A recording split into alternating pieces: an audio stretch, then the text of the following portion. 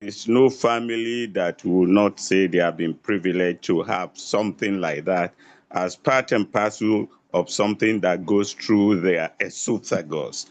But today we are going to get to know the historical mileage and tradition and how stockfish has left Norway, come to Nigeria, and in Nigeria, how we have made it a family thing. So you are all welcome, and I'm sure we are going to have a lovely day. But please, don't leave out stockfish during this Christmas period. I wish you a happy Christmas and happy New Year in advance. Thank you. Thank you so much, Mr. Olani, and I'm sure we all wish you the same. Um, Let me first explain a bit of the program so you know what's in store for us. We have a couple of short videos that will explain a bit about what happens in Norway, what happens in Nigeria. We have, of course, Andreas Delset's presentation. He will explain, he will shortly introduce himself now.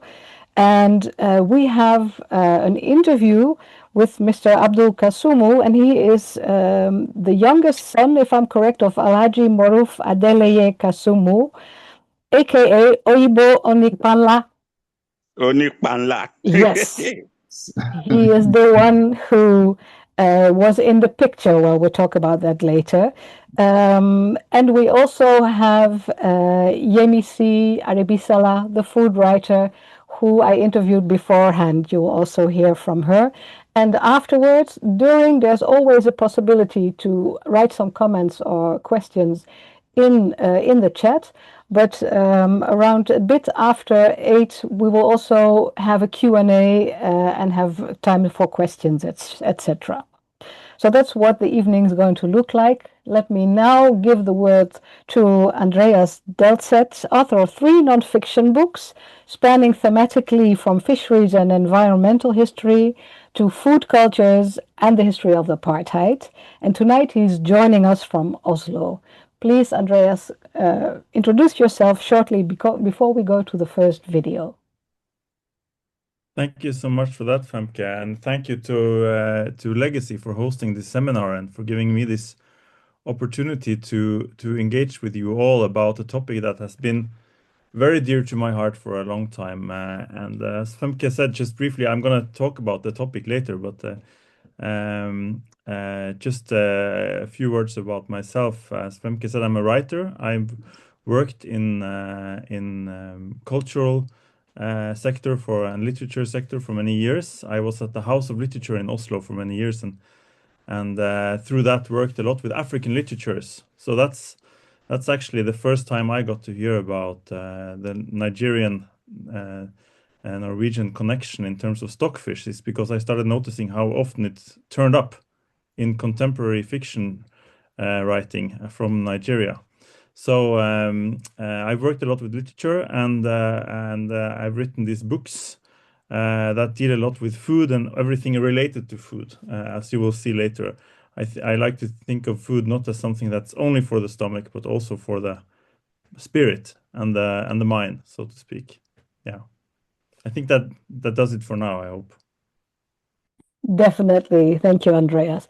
Let's first, before Andreas starts talking about the topic, let's first see how this commodity that we know so well in Nigeria, but where it actually stems from and how it's made. I will share the video. Andreas, can you just let me know once you hear the sound so I know? Yeah, it's good.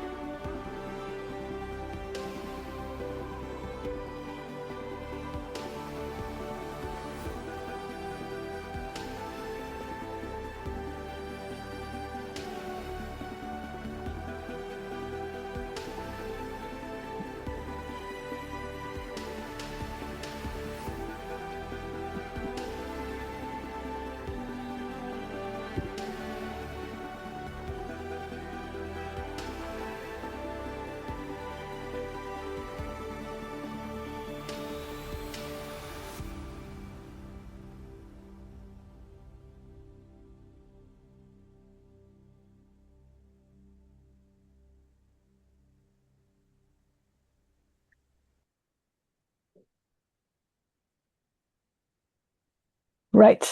So now we know where it comes from. Let's give the floor to Andreas Lie Dessert to explain more about it and about the histories that he's uncovered.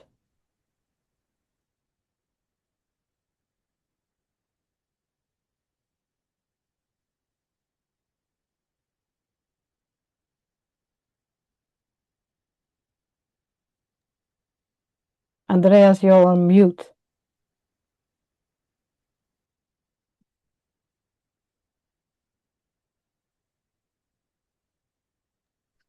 Let's see now. Now I'm unmuted, and now you can see the screen, I'm sure. Yes, we can see the screen and we can hear you.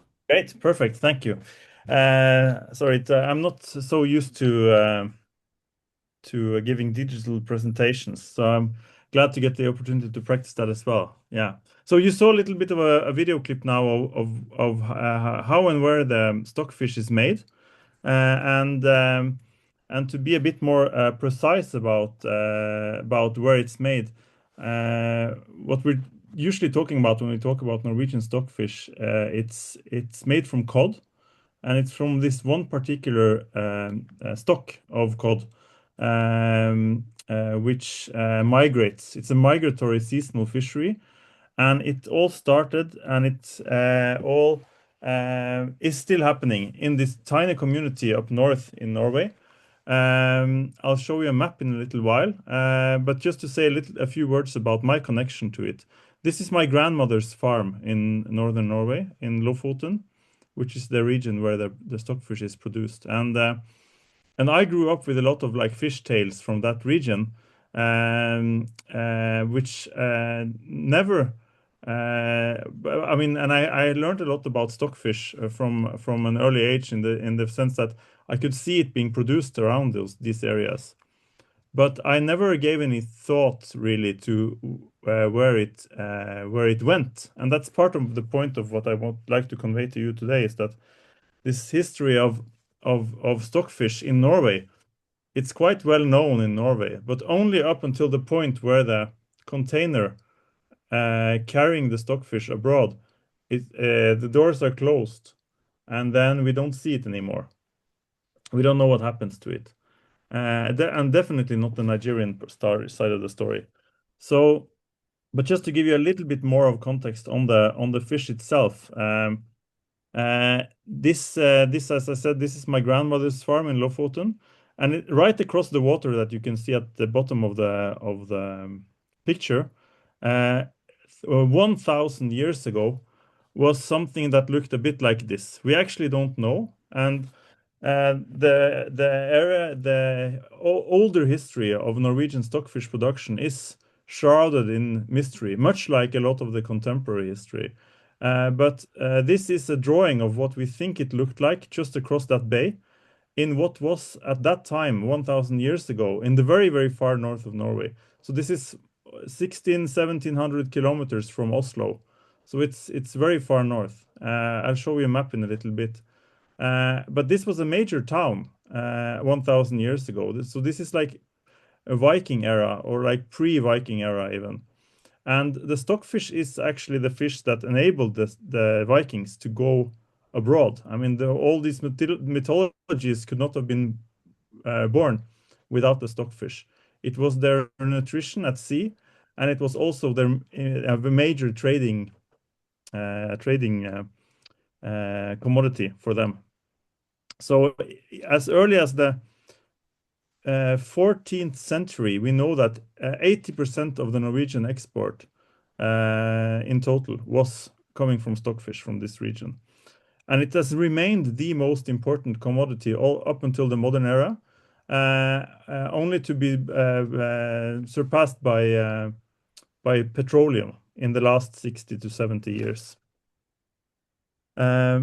But as I said, a lot of this is shrouded in mystery. The region that we're talking about, you can see the map here. And the only place these days where stockfish is produced in a commercial fashion anyway, and the only place is the place where the fisheries are happening. And that is this tiny area that you see marked here on the map.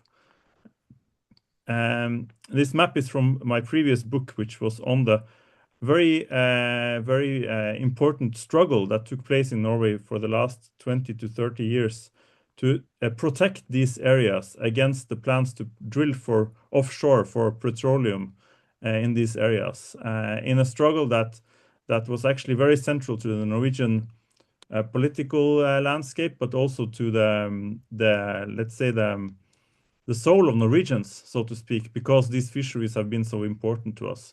And this is actually a struggle that was won. And in that struggle, that's also one of the first times I heard about the Nigerian connection, because we had there was an environmental leader from Nigeria who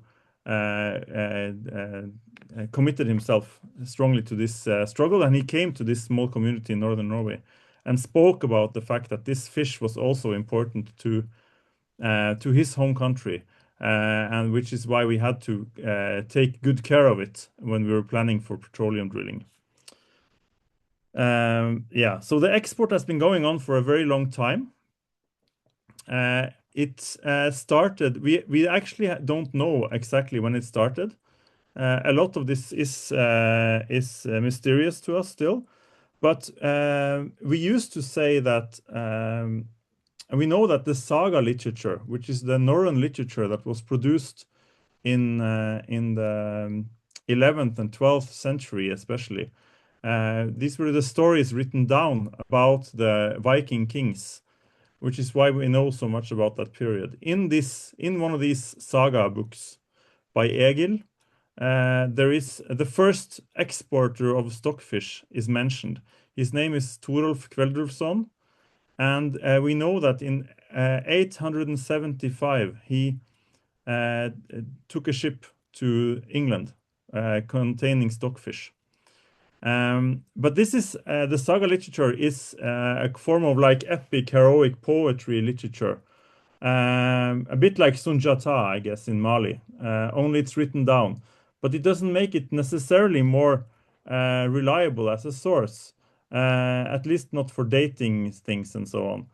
So but only in 2017, this bone that you can see, this is a cod bone that was found in Germany, and it was dated, and it was proven by DNA analysis that this is a cod bone from that area, so from northern Norway. So we know for a fact now that the export has been going on for since at least the 800s, the 9th century. But a lot of this is very, very not very well known, and we definitely don't know exactly when it started with Nigeria. At least not until the modern era. Femke helped me find these sources in a Nigerian digital media archive. So these are the first mentions that we find of stockfish in Nigerian media. The one to the left is from March 1901, as you can see, advertising stockfish for sale. So this is 1901. But everything actually that happened between, let's say, the Viking era and 1901 is actually a bit shrouded in mystery still when it comes to Nigerian export.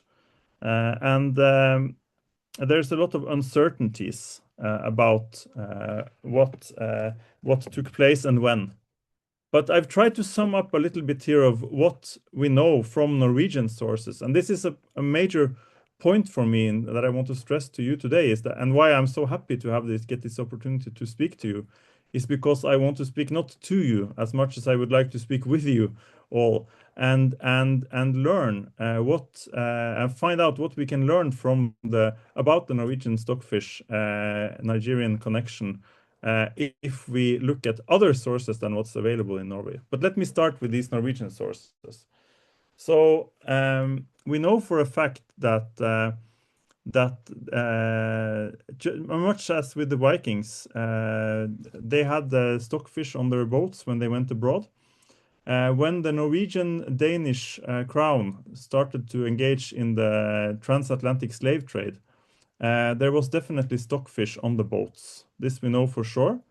We also have a few sources suggesting that stockfish was at some point used as as a means of acquisition to pay for the enslaved people, and not necessarily in Nigeria. These sources mention areas further west in Africa. But we know that the stockfish was part of the slave trade, also used on board the boats during the Middle Passage, and on the plantations in the Caribbean. It was quite soon replaced in larger quantities by what we call klippfisk, which is the salted dried herring, stockfish. Sorry, it's the salted dried cod. So it's the same fish, the same species, but it has been dried with a different technique where you add salt as well. So that became much more important, and especially on the English plantations, they started using salted cod a lot from the Western Atlantic, from the Nova Scotia and so on. But we know that, as I said, the stockfish was on the slave, was part of the slave trade. We also know from a couple of sources in Norway that there are some links to the plantation economy in Nigeria. This is suggested to me by some oral sources. There's also a mention of sales to Nigeria or British West Africa more broadly from the 1880s onwards. And we know for sure that by 1927, there were two major markets for stockfish in the world. It was Italy and British West Africa. And that year, for the first time, British West Africa surpassed Italy as well. We know that in the longer period, 1919 to 1931, at least 32.9% of Norwegian stockfish went to African markets. We also know, looking at the picture that you see to the right, which we'll get back to later, we know that Nigerian importers started coming to Norway in the 1950s. And it's suggested by the sources, but I don't know, but it's suggested by the sources in Norway that this was motivated out of bypassing the colonialists, establishing independent trade routes and securing the access to stockfish independently from the British. By 1966, almost 70% of all Norwegian stockfish went to Nigeria. And you know better than me that this is a crucial year in Nigerian history, and the years that follow are very tumultuous and obviously also for Norwegian stockfish. And I think this is part of what made it a challenging market for the Norwegian exporters for many years. But it remained a very important market, and after 1974, the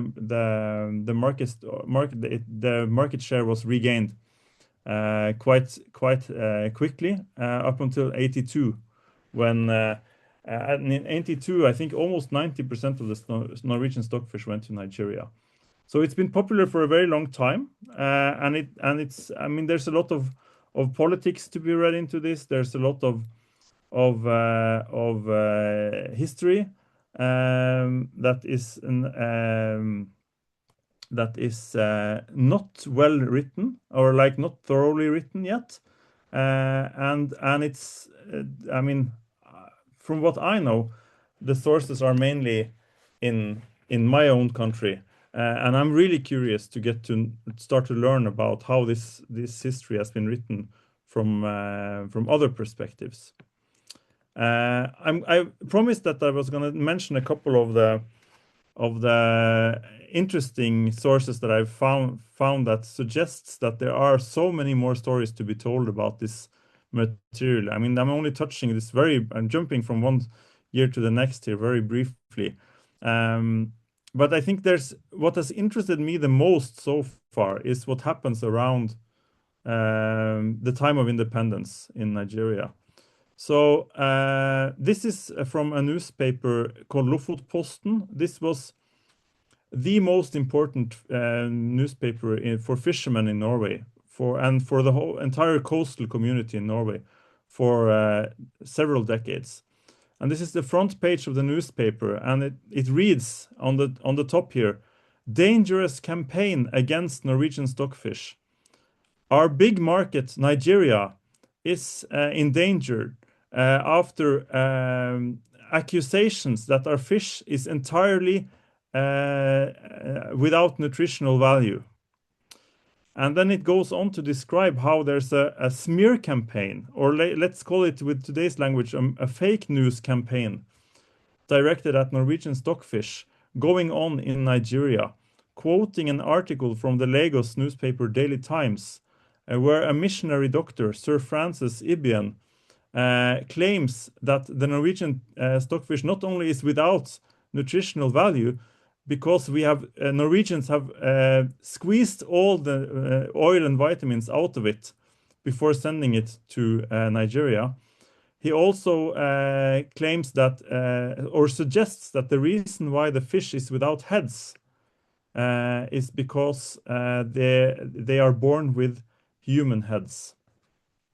And there's a lot more to say about this campaign, but it's just to say that there's a lot of stuff going on with stockfish around this period. And one very important thing, obviously, is what happens with the guy that have been showing up again and again now, time and again now in my photos, which is one of the exporters that came to Norway, importers, sorry, that came to Norway in the 50s. A lot of stuff going on. But there's so much more we don't know. Here's just a couple of topics. I'm not going to go through it in very much detail because of a time limit, but I mean, just to point out, even though there are sources on slavery and stockfish, we don't know the real impact of it. No one has looked at that, as far as I know. I'd be so interested in hearing if anyone knows. The whole complex of like plantation economy, the fact that in some of my sources it's mentioned that stockfish was used to trade palm oil, to pay for the palm oil from the plantations for many years. The fact that the United Africa Company had a 40% market share on stockfish to Nigeria up until World War I and even until 1967. The fact that in one of my sources it's mentioned that maybe the reason why Nigerians needed the stockfish was because cassava had been introduced, and cassava has no protein, so it needed to be replaced with supplemented with some kind of protein. There's also the whole post-1980 history that has not been written about at all in Norway. So there's a lot to cover here. But what also intrigues me so much is the stuff that is not about the commercial history, so to speak, or even about the political history, but which is about the way that the stockfish has, undoubtedly for at least 2 centuries now, been a source of contact and exchange between Norway and Nigeria, which, for reasons that we can discuss, and they are probably multifaceted, but this is a part of the history that has not interested so many Norwegians so far as I know. And so I'm really eager to dive into that and understand more of how stockfish has, what role it has played in Nigeria, and also maybe what image it has given Nigerians of Norway. So this is just to point out that the journalists, I mean, after the smear campaign that I mentioned from the 1955 newspaper article I quoted, what happened after that is that the Norwegian government invited 6 Nigerian journalists to Norway as part of a kind of informational campaign to show them how this product has been made, and to debunk all the myths. I'm so curious, what was their impression of Norway? What did they write in Nigerian newspapers about what they had seen in Norway, about how they were received here, about what they saw? And the same also goes for the man in the pictures that we're going to turn to in more detail in a little minute or so, who is Ade Kasumu, one of the pioneering importers of stockfish to Nigeria. And the pictures that I've shown you so far, I mean, this is just another example of how this history has been neglected so far in Norway. I came across this series of pictures that were taken in 1959 or 1960 in Bergen in Norway, which is the, so to speak, the export capital for stockfish in Norway. And there's a couple of newspaper articles about Ade Kasumu coming to Norway, but most of it has been forgotten, and most of it is very poorly understood. And so this is just to point in the direction that there's so much we really don't know about the stockfish and what role it has played, about why it became so popular in Nigeria, for instance. Is it possible to defend the title that I suggested in my lecture, that the flavor of Nigeria is Norwegian stockfish? What role does it play in the various Nigerian cuisines, as far as I understand?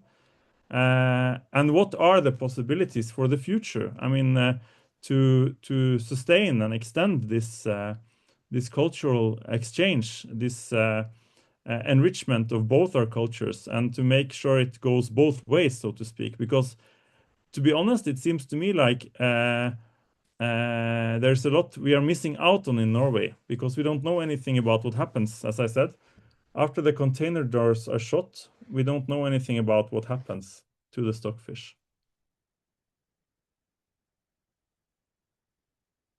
Thank you for listening, and now we're gonna continue, I think, but I give the word back to Femke for now.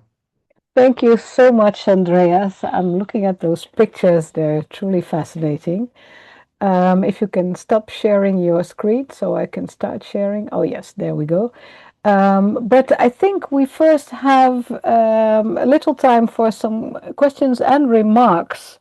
At Legacy, we always say that the audience is just as much an expert as the speakers are, because there's often a lot of knowledge in there. And I see a remark from Sikiru Yusuf. The campaign against stockfish predates the 1950s. My research shows that from the late 1930s, there was a competition for protein provision following the colonial admission of lack of protein in Nigeria's diet.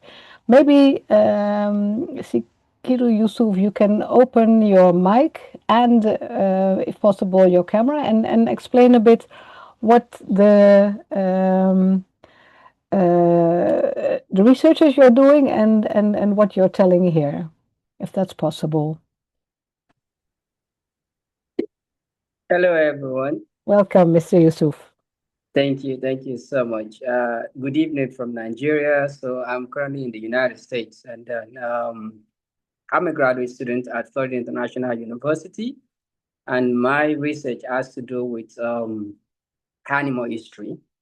So, and currently conducting a research. I presented my paper on stockfish at 2 international conferences this year, and I'm quite excited to learn about this particular webinar.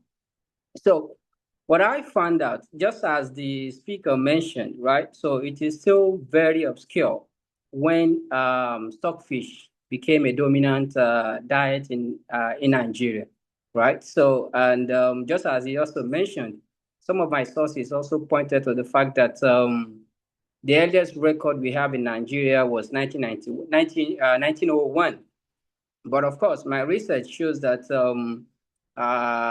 stockfish market peaked in the 1920s, particularly after the Great World War, the great economic meltdown of the 1920s.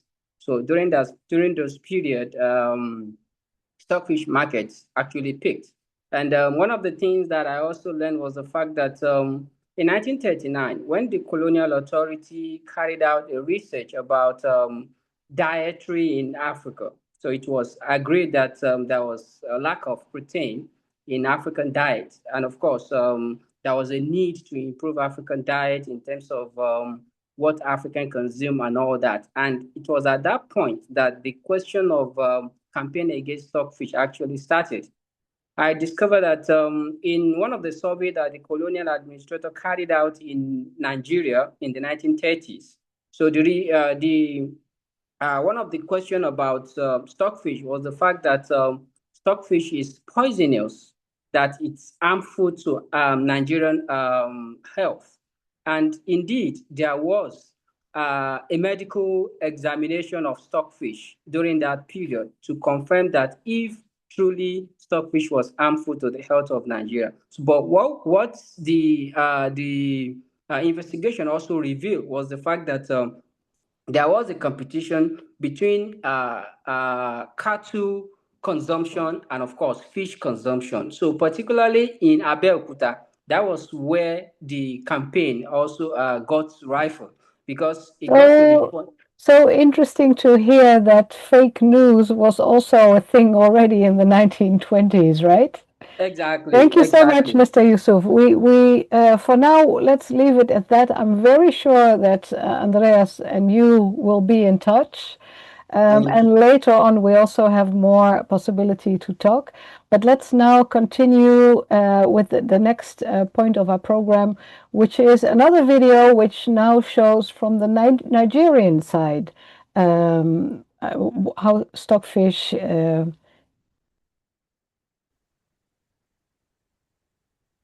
Yes, let me. Andreas, let me know when you hear a voice, if the sound is on, please. To the Barents Sea in the northern part of Norway lies a secret which can only be unraveled by nature. It is the stockfish birthed from the purest of sea water, ice-free in spite of the predominantly snowy and cloudy weather condition in the country. The drying method is undiluted, cold air and wind without any mixture. The processing of stockfish is different from our smoking process or salting process in Nigeria. Stockfish is processed entirely using the very cold climate. Nothing is added. No sugar, no salt, no oil is added. The history of Norway will be incomplete without making reference to the stockfish, because it is the first export commodity of the country. Norway's position as the second largest exporter of seafood is not just due to its export capacity to 149 countries around the world, but there is a huge market for the Norwegian stockfish in Nigeria.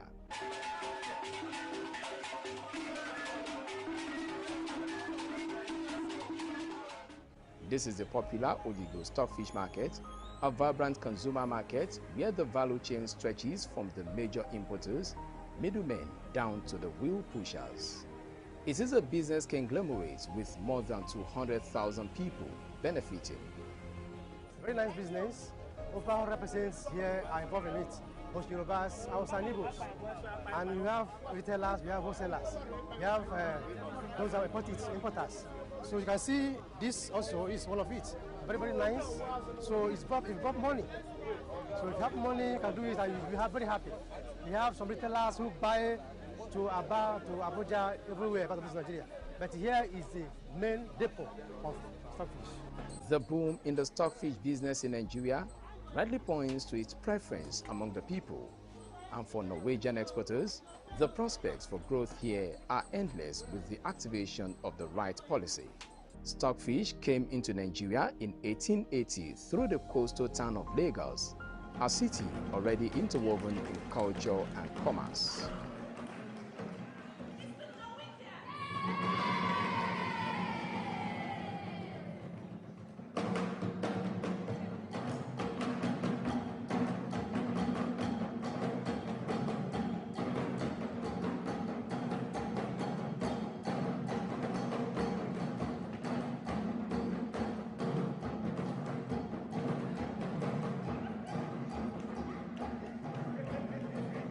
But the Nigerian experience was rather rooted in unity in diversity, with culture playing a significant role.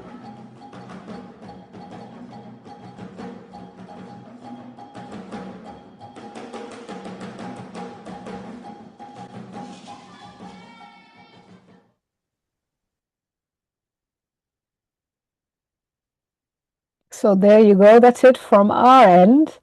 Before we go to the next part of the presentation, I want to show this picture. This picture we sent out through Legacy.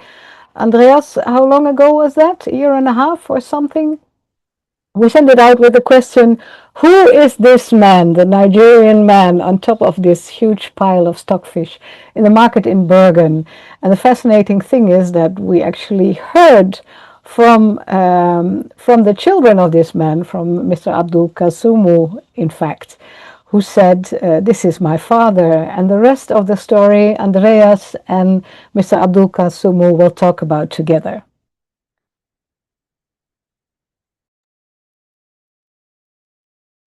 Are you ready, Mr. Kasumu? Yes. Well, I can say welcome to the webinar, so to speak, to you. Thank you for joining. yeah, you're welcome. Thank you very much for giving me the opportunity to actually talk about my father here.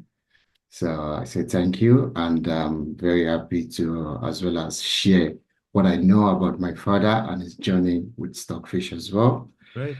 So as you've all known, my father's name is Alhaji Murafa Adele Kasumu, popularly known as Oyinbo Nepwanla, and which he was actually born in March 1909 in Ijebu-Ayepe, and actually passed away in 2000, and he was actually 91 years old when he actually passed away, and was actually buried the next day according to the Islamic rites. So, well, what I've known about my father, he has been a deeply religious man and a disciplined, kind-hearted, and a forward-thinking man. Well, the basic history of his life actually started when he was actually really young, and whereby he has to trade from Ayepe to Lagos, and during that time he managed to have some experience doing those trade, and he actually moved to Ibadan, where he got his normal standard 6 education, and he worked as a stenographer with the railway company then in Ido. And when he worked there during that time, they called that place Ogbaloko in Ido Terminal. When he was actually working there, that was actually how he gets exposed to so many things, having exposed to the newspaper, because that time, as we all know, education is not that easy. So he got exposed to newspaper, got the information and more idea about more ideas of things outside Nigeria. And likewise, reading through this newspaper, he observed the global trade of the stockfish. That should be within the year 1950 to 1960. So then he managed to gain, before Nigeria managed to gain independence, he had the opportunity to go for, with the support of his manager, where he was actually working. So he managed to have the opportunity to actually travel to Norway, and is it Bergen, if I'm right with the pronunciation? So what my father often spoke about Norway with all respect and admiration then. So what he did when he managed to travel to Norway, he saw the opportunity in this trade, and from there he saw the opportunity, and that's where the story of the stockfish all began. And what he did was he managed to start importing stockfish from Norway. When he got to Norway, he saw the opportunity, like this is an opportunity to actually to actually develop Nigeria in its own way. And this is actually, as much as he wants to develop the country in his own way, he wants to actually make some money as well, as like a business. So, and that's where the story of the Stockfish began. And we saw, and he believed this would be accepted by all Nigerians. And because of our cooking tradition and the love for dry and preserved food, and with that belief led him to actually start importing stockfish stockfish into Nigeria. And for a reason, he became almost the first person actually really known to be actually doing the trade. So, and this was actually supported by the children and wife during that time, because it was not really acceptable in a kind of way then, maybe during that time, but then with the support of the family, we now, everyone has the wives, his wives and some of his children, they start with the trade, opening some shop and start selling, distribute it to people in the market, even on credit basis, sell and come and pay money. So, and that was how the business actually became then. And at the point in time, he managed to send some of his children and siblings to Norway to actually understudy the trade and to actually know more about stockfish. During that time, and with the support of his children and his siblings, they are in Norway. They were actually making the imports and the trade become a little bit easy. So they are in Norway, staying in the gap how would I put it? As someone actually making the business easy. So they were importing it in.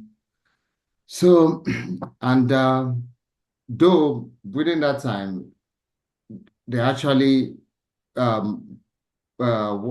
had the experience, and because they actually learned the processing method. Some of my uncles then and my brother that traveled then actually learned some of the method, and my father actually tried to replicate that even in Nigeria during that time. He tried to actually start making that panla itself in Nigeria. We started, but because of the climate difference between Norway and Nigeria, he couldn't actually succeed. It's not coming in a better form like the one we actually import from Norway. So, and because of the heat and the humidity didn't allow the fish to actually dry properly, and because it's not well preserved in same way, so it couldn't actually go in that line. They actually dealt with the importation and distribution instead. So, and it's very interesting that he tried to replicate the process and start producing his own stockfish in Nigeria as well. And it sounds like he was quite a visionary man in that sense. But I mean, do you know when he was doing that? And was it like, I mean, what kind of scale are we talking about? Because it was actually it's a small scale, not in a okay. big. It's actually like a small scale, not really, because it was trying to just replicate that instead of we traveling to Norway, and because of the, should I say, political change in Nigeria, so things were really difficult maybe doing, because at the point in Nigeria they actually stopped the bound importing things. So because of that, the business actually have to go down. So he tried to actually replicate, because that's his business. If the importation is banned, how is he going to survive? So he tried in his own way, getting the fish from the water and we're trying to dry it, salt it a little bit, but actually it didn't really work because of the climate change then. So does that mean this was in the 80s then, probably? Because if I'm not mistaken, there was an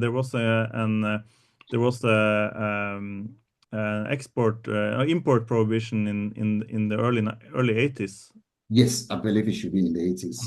Yeah, that was in the 80s when there was importation. That was when he actually tried to, but having said that, he has managed to start importing and making sales for almost about 30 years or 20 years in between that, and before you start, okay, you know what, let's try doing this because of the ban of importation. So yeah, I think that's basically it. And yeah, and now today it's virtually used and it's popular. It's virtually popular all over Nigeria and all over Nigerian dishes today. So and today is all history, and yeah, that's basically it for me. Unless you have any other questions. So that's basically the journey of I have so many questions, but I'm not yeah. sure how much time we have, Femke. We have 10 minutes. Okay. And Okay. also, I wanted to suggest, Mr. Abdul, I see so many Kasumus here online. The ones who have memories of their father, grandfather, I see here, please share them as well. We have an entire storytelling army here in this webinar. So please, if there's any questions you can answer or things you want to share, go ahead. So Andreas, your questions. Yeah, no, I'm really curious. I mean, I'm curious about the if any of the Kasumus present are like have memories of how their fathers spoke about Norway and how I mean, because I mean, if you work with stockfish like this and you go abroad like he did, he had to do. I mean, I think from my sources he was in Norway at least twice in the 50s, and he even combined it with his Hajj.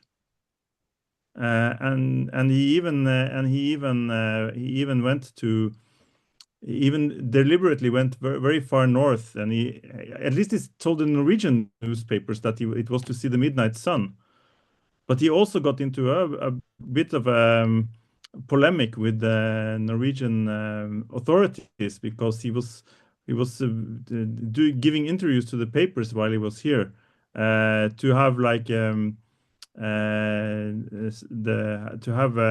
get better like let's say better terms for his business deals, to lower the price, saying that the Norwegian authorities had to have some responsibility to make the product available to the Nigerian consumers. So I'm just curious. That's what we get here. But I'm curious from the other side. Like what did he say? What was his relationship to Norway? I don't know if you would like to answer that, Mr. Abdul, or someone else wants to throw in.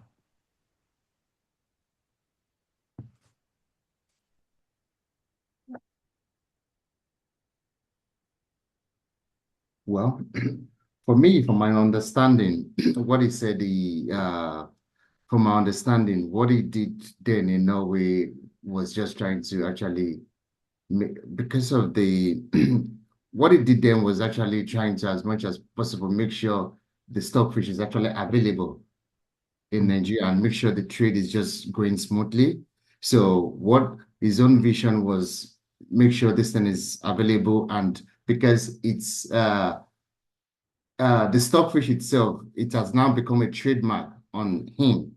Like everybody knows him as Onepanla. They just, when they see him, is called Onepanla. They call him that by that name. So it's like it's I'm looking for the right word. It's just like it's it just want to make sure everything succeed and the panla is actually available all over Nigeria. So make sure as much as possible, get the trade in, get as much as stockfish to the people. At the point in time, you start distributing it like in credit, give it out in credit, like, okay, you just come and take, you come and pay back later. So, and in a kind of way, and he has a very good business relationship with them in Norway, and it was actually very smooth.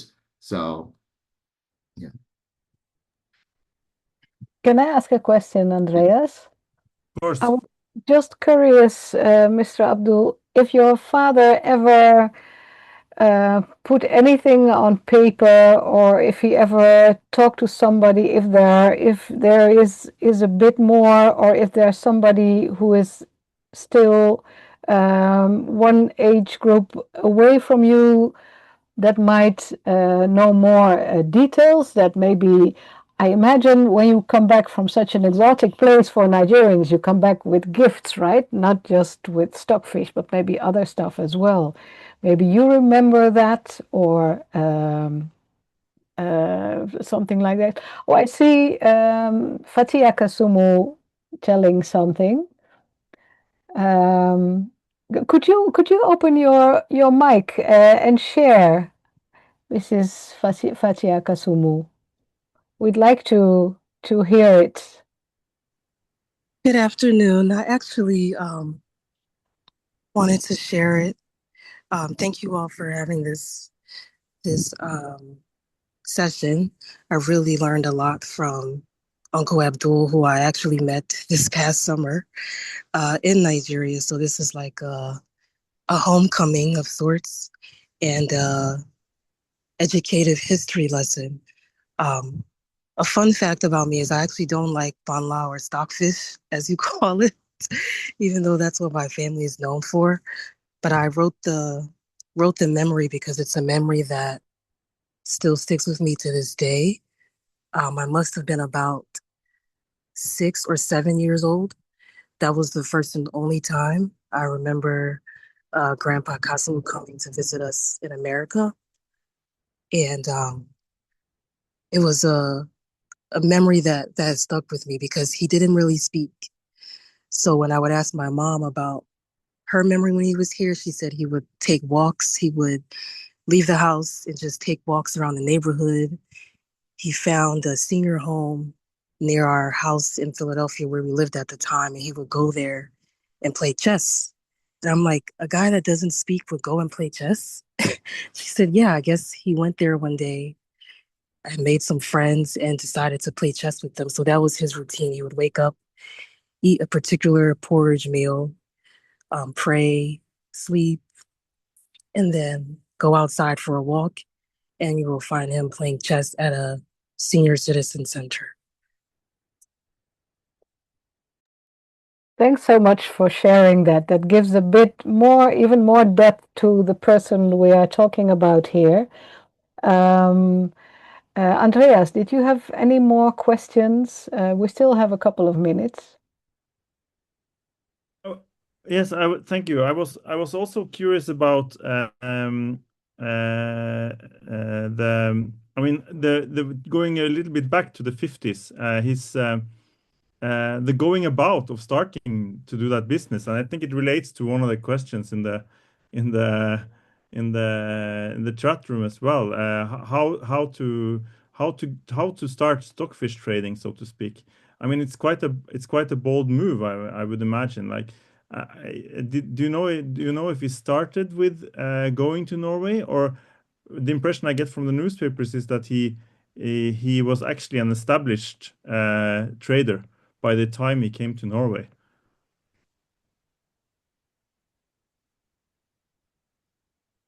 Well, he was a trader. Like I said, before he came to Norway, basically it's actually trading, not actually with stockfish. It's actually trading basically with trading clothes by the side, despite the fact he was working in the railway as a stenographer.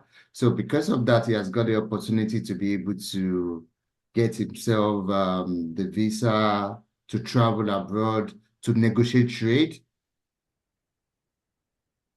because he has the opportunity to be able to read and write. And so because of that, he managed to see some of the ads, like some of the ads in the newspaper.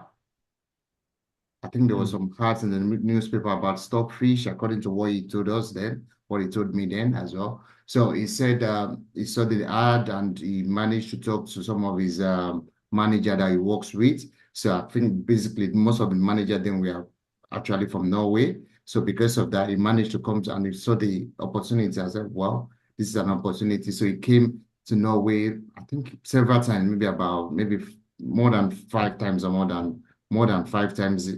And from there, that's where the trade starts. So.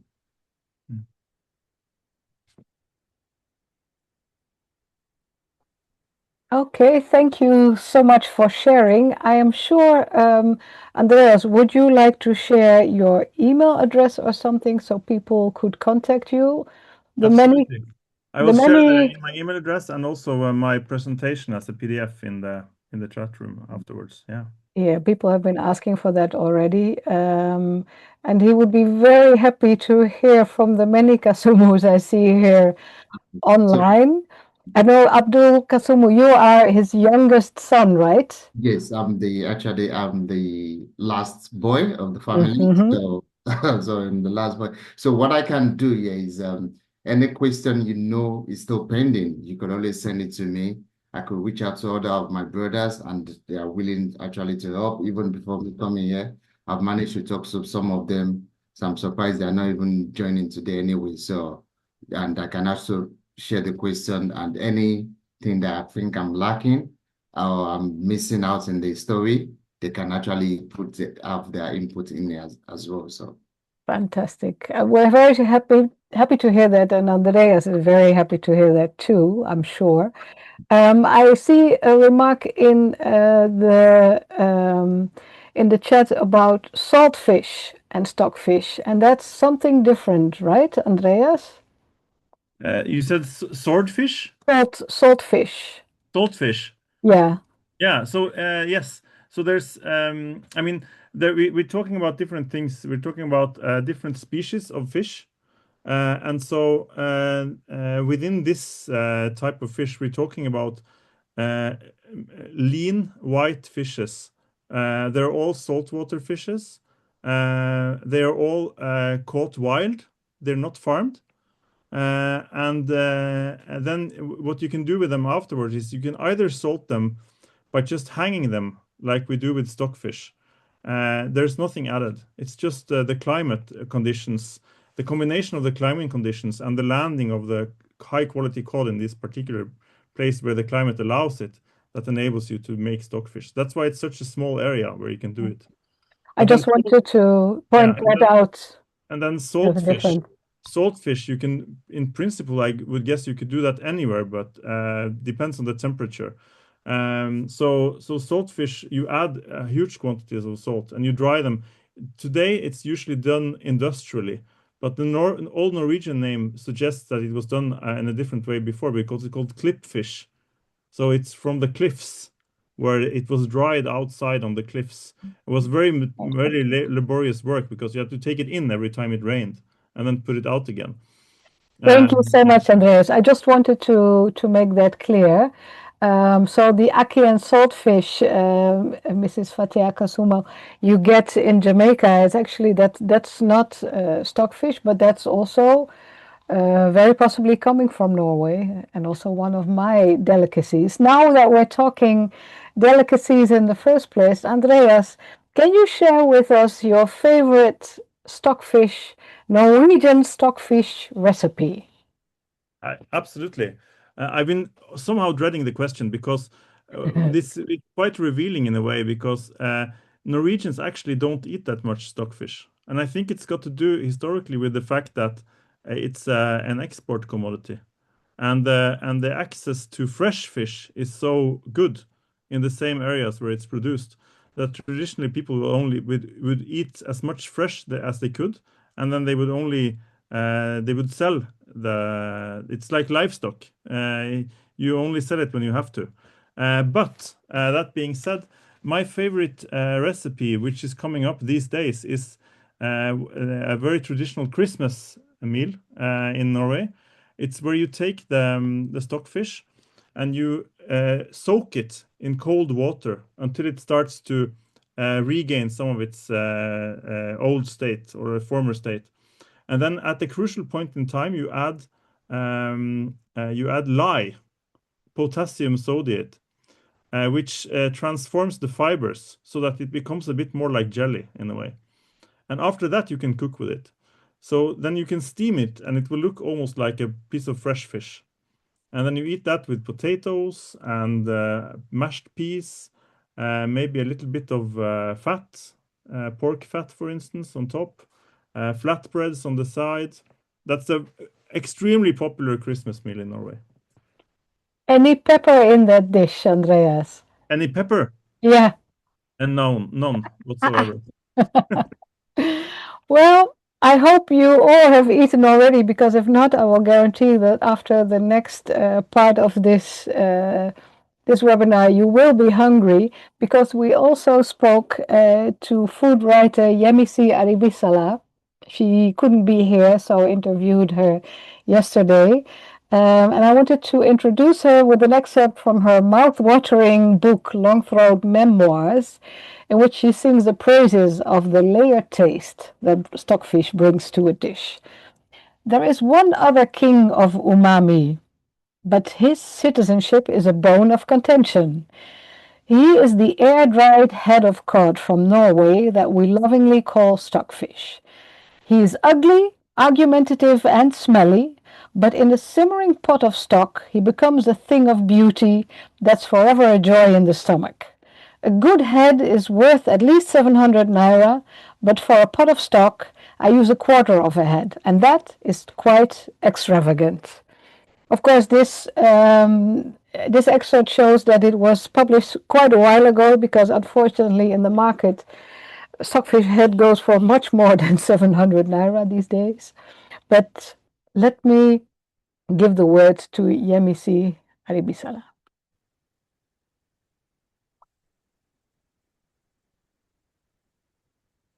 So what's my favorite way to cook stockfish? Even though I would put it in soup, in a way that it will disappear. So if you're cooking afang and you've broken it up and you've put it in the stock and it's cooked and cooked and cooked, you'd rarely see it. But that's not my favorite way. So if I get really good stockfish, as in the very expensive kind, there are different kinds you can find, it would just be stewed. And so stewing means that I would long boil it and keep pouring the water away because of that very strong smell, which I don't like. And then when I get to the point where it's really soft enough and it's not sticking in your teeth, which is very aggravating, then I would cook up a stew, Nigerian stew, and then put it in. Because I would go into the market in Calabar. I wouldn't even buy from Lagos. I've never bought stockfish from Lagos. It was all Calabar.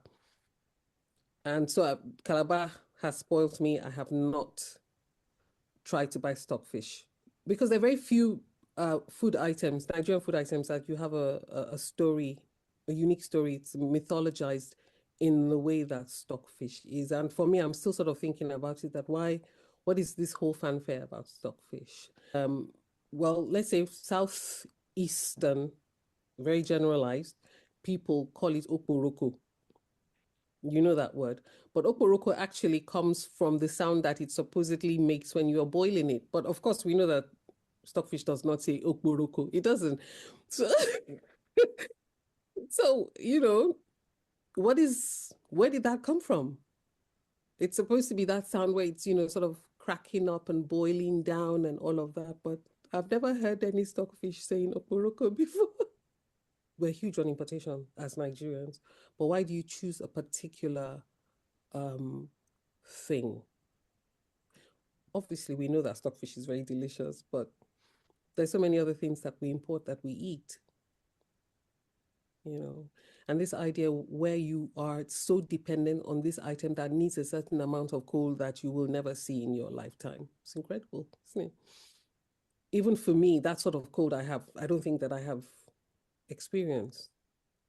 I had to be an adult and go to the market myself, and also in a culture where I was married to someone who was from the area that I lived in, and then, where it is a big deal, which is Calabar and like Igbo land and all of those places. So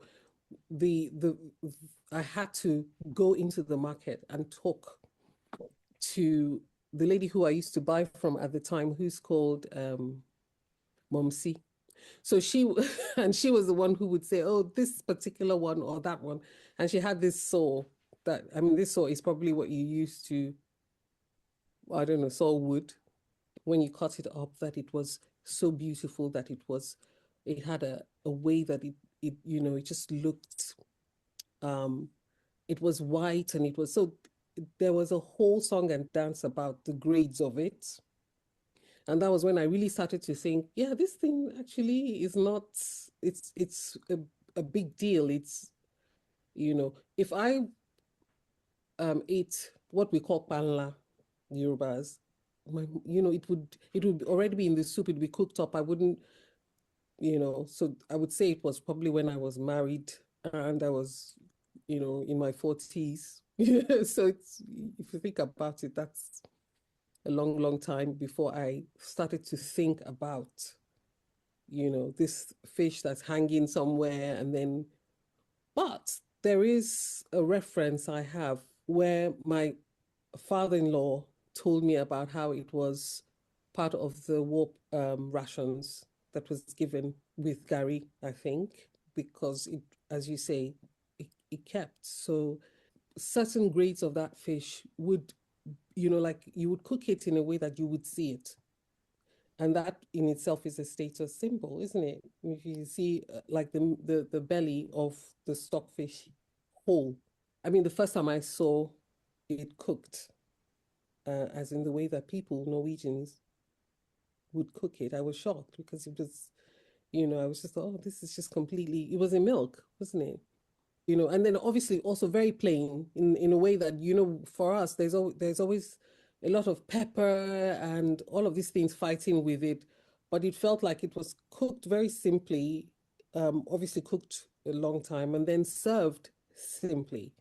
Let's rewind and go back to the way people used to really make food taste without all of the, the stock cubes and all of that. And then I started to talk to these elderly women and they would say, oh, you get the head of a fish, of a smoked fish or stockfish or whatever, and you get the stock from that, and the stock from that is what you use to create the really complex and beautiful flavors for the soups that these women were just profound at cooking.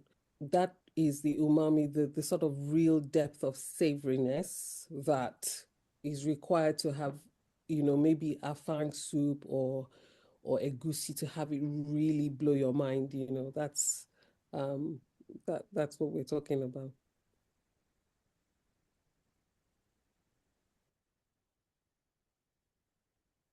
Yes, I don't know about you, but me, I definitely am in need for some egusi soup with that very layered taste of pala. I'm opening the floor now, the last a bit over 15 minutes, also to the audience. First of all, I'm opening the chat because I would like you to put in all the words you know in your own languages. There are many more than just the Yoruba, Mana. If somebody asked, does anybody know what the direct translation of it is? Mr. Adeleke asked.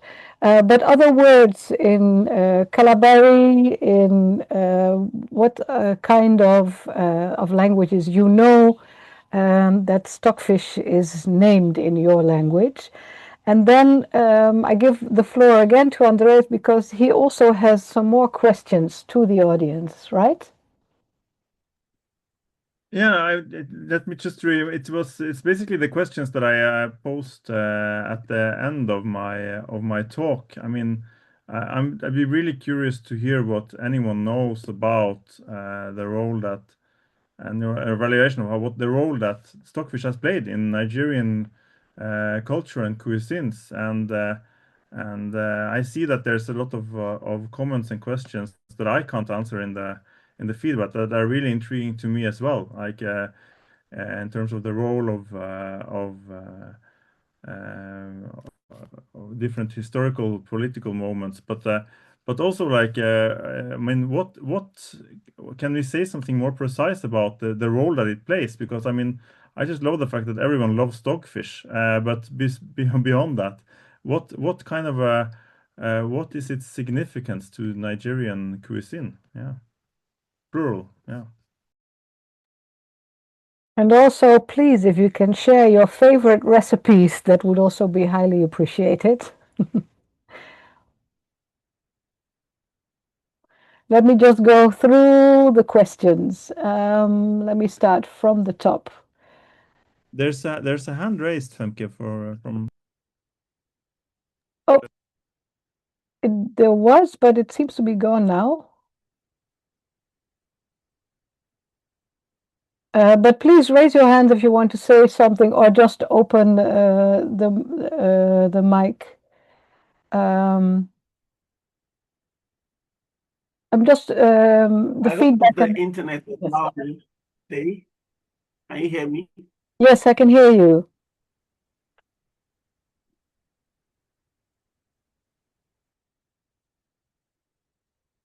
Okay. Mr. Sikiru Yusuf, go ahead. Thank you once again. So I think one of the significance of stockfish in Nigeria, particularly from the colonial times, was the fact that one of the arguments that that stood well with stockfish during the colonial times was the fact that it has its longevity, right? So it can be kept for a very long time, right? So, and of course, it's very affordable for the people at the time. And like I said earlier on, when the colonial administrators published the fact that there was a lack of protein in the Nigerian foodways, right? So there was a sort of campaign around stockfish, particularly from the 1950s. Major newspapers in Nigeria, there were a lot of advertisements about the protein value of stockfish in Nigeria. And it was argued that it has about 80% of iodine, salt, which of course were bodybuilding elements that were claimed to be lacking in African food.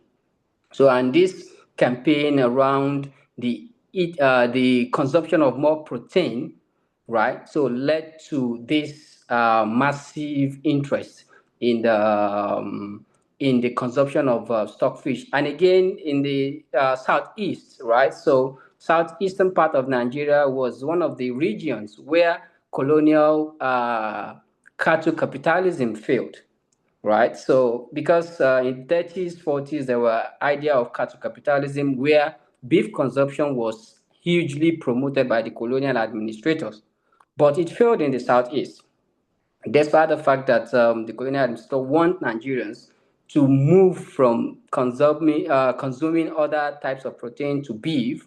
The eastern part of Nigeria resisted, and they consume more of stockfish. And again, This is besides also, Kasumu, Mr. Yusuf, the riverine areas, I imagine, the fishing villages, the people who would traditionally eat fish. yes, Yeah. of course there were fish production in Nigeria, but the fact that's my research actually. So, but because fishing industry was one of the last industry that the colonial administrator focused on, right? So they focused more on importing other types of fish. Just as part of a colonial capital agenda during this period. So, and this aided the promotion of stockfish in Nigeria and in post-colonial Nigeria. Thank you. Thanks so much, Mr. Yusuf. Thanks for sharing. Another raised hand by Priska Iwu. Please unmute and share. Yes, thank you and good evening, everyone. Good evening. I just want to recall the story my dad told me about Can we- stockfish. May we see Yes. you, or is your connection not stable enough? Yes, it's not. So that's why Oh, I'm no not. problem. No problem. Please pardon me. Yeah. No. So that was during the Civil War. If you can recall, Nigeria had Civil War around 90s, 60s, and thereabouts. So in our own village in Imo State then, there was this issue of kwashoko. Children are not eating well, there's so much. Yes. So the Red Cross then and the Caritas, the Catholic mission, we are supplying stockfish to the people so they can get refreshed, So my father then also worked in the railway in the north. But because of the Civil War, he had to come down, and his friend introduced him to the Red Cross people who now gave him stockfish to be distributing freely to the people, to the community, you know. So that was how, at least, our community were able to stay healthy, you know, because they ate a lot of the stockfish, and even the women, you know, women suffer more. Women and children suffer more during civil war. So the women were given to go and sell to help them take care of their children, you know. So that was the story I know of stockfish. And I will tell you, I love stockfish.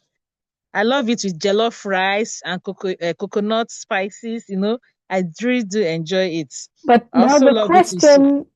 question is, you heard Yemisi say she throws away a lot of the water. Cook says throws away the water. How do you do it? Do you throw away the water or do you use it? No, we wash it with hot water. Okay, wash it off with hot water. Then we put inside the soup or inside the rice. I don't throw away the water. Mm-hmm. You know, yes. But my question here, somebody really invited me to this webinar. I didn't know about it. So I was with a friend this afternoon. She said I should go into this webinar, that there's opportunity to trade in stockfish. And that's why I'm here. Really, I'm a teacher. You know, the economy is hard. So I'm looking for other means. I'm So I sorry don't know to if you... disappoint you. Oh, More about really? storytelling. You're already sharing an important story. Yeah, So okay. we're very lucky that we lured you here maybe under false pretenses, but we're more about storytelling and heritage. But the fact that you want to go into it also shows about the Nigerian entrepreneurship, I'm sure. Yeah. So I hope we didn't disappoint you too much tonight, but we are happy to have you and have you share your story. Okay, thank you. Anybody else wants to share something, wants to ask something? Can I ask something? Yes, please. I think it's really interesting with this this story that Priska is telling about the Civil War, especially because I've heard a couple of similar stories before, like that the Civil War and these food relief systems gave people a taste for stockfish. But I mean, I would have imagined that would be like have the opposite effect in a way in terms of your affinity for stockfish, because I mean, when Norwegians, maybe it's just because Norwegians are so rich and ungrateful for what they have, but it seems like anything that people ate in Norway when they were poor, where they were disempowered, that's what we disregard today. So Norwegians no longer appreciate the foods from the like during the war, the people ate mackerel, for instance, and a lot of people hate mackerel to this day because of it. Any maybe of the other Easterners who might be here who can explain that, or was there any of their parents who said, no, we're not eating that because that's what we had during the war, or rather the other way around?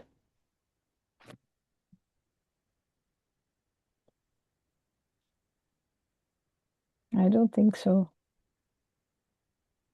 Well, then, Priska Ivo, then we're going to ask you again, since you remember. And Andreas asked about how come that something that's connected to a very traumatic time in your parents' life, right, still is embraced. Why do you think that? Do you understand the Yes, I do. Like I said, stockfish is a must ingredient in any food in Nigeria, especially in the eastern parts. You know, for the Easterners buy stockfish a lot with their food stuffs more than any other parts of Nigeria. You know, so I don't think it has anything to do with the Civil War. It's just that it's something we love, and we love to see it in our food. You know, even up to today, but it's very expensive these days. It's only the rich that can really afford a good stockfish. Only the rich. Does anybody know what a stockfish head in the market in Lagos does these days? It's yes, like last time I went to the market, it was like 2,500, 3,000. Can you imagine? Yes. Yeah. And I couldn't even afford it because if I use 3,000 to buy just stockfish, what about other ingredients? Yeah. So Andreas, it's become rich people's food again. I'm telling you, it is. Okay. But it brings me to another question I'm curious about, actually. As far as I understood, the use of heads is not a very old phenomenon. According to an exporter that I spoke to, he said that the export of heads only started in like the late 80s, early 90s, and that it was a kind of a response to the fact that the prices were going up so high because the naira had an unfortunate currency like exchange value change. Yeah.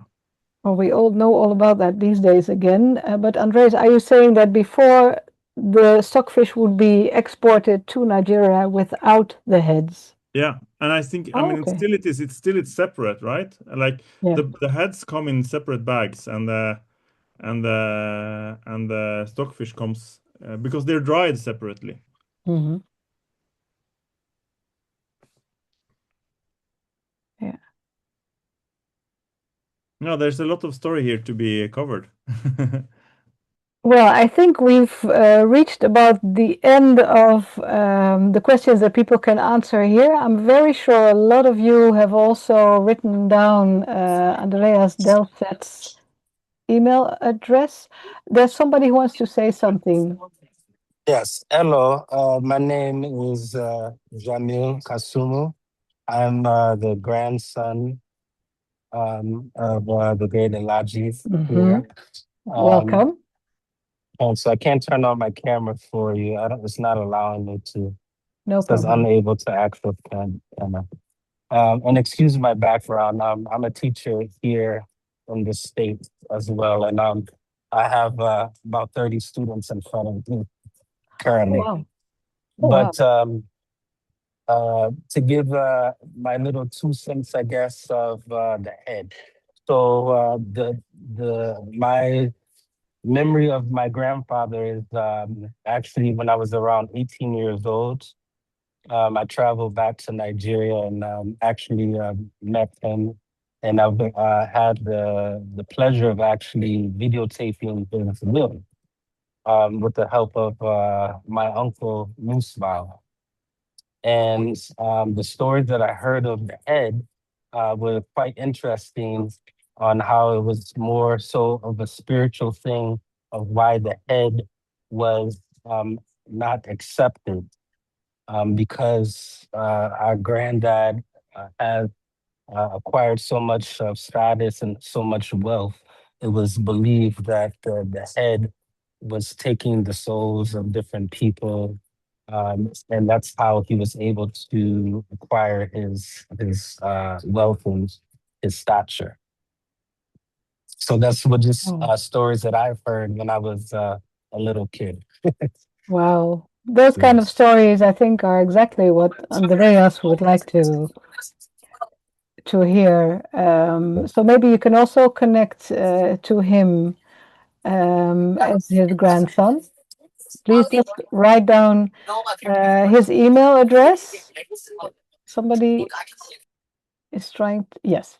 And be in touch. I have to start rounding up now because we have exactly 2 minutes left. I want to thank you all so much for your active participation. And of course, thank Legacy and especially Adebumi Akimbo's fantastic IT and communication skills, because you don't see it, but you know, of course, behind the scenes are always the most important people working very hard. And in this case, it's Adebumi Akimo. Thank you so much for that. Of course, Nigerian food writer Yemisi Arabisala with her mouth-watering stories, and then all the descendants of Araji Maruf Adeleye Kasumu. I really hope you and Andreas will be in touch, because this story is not over yet. It's only just beginning, as we are starting to realize now. And then last but not least, Norwegian food writer and researcher Andreas Lie Dessert. Thank you so much. We look forward to hearing more from you and about you. That's it from my end. I'm thinking maybe Adebumi Akimbo would like to say something about becoming a member of Legacy so we can continue in gathering these important stories, although I had a hunch that his internet connection was not too good. Akimbo, could you? No, let me then do it. Please just Google Legacy 1995 and you'll see how to subscribe to our newsletter, to become a member and take part in this interesting discussion. You've seen how much we can share and how much we know all together, how much we are experts.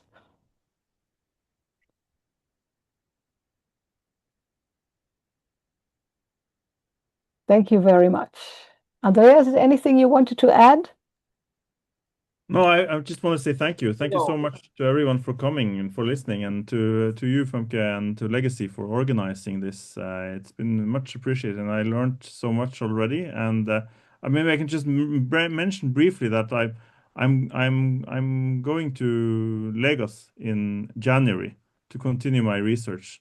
And so anyone who has suggestions for where to eat the best stockfish or who to speak with, whatever, it's much appreciated. Thank you. Thank you so much, Andreas. I see you're now online. Hello.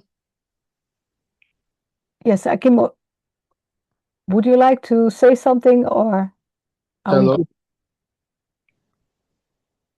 Hello. Someone is trying to say something. Cass, Jade. Very, very quickly. We're rounding up now. Sorry about that. Hello, yeah, this is Jamil Kasumu. I don't know if you can hear me. Yes, we hear you. We can hear you loud and clear. My son was the one that spoke last about my dad. I am the direct descendant of Alhaji Emade Kasumu.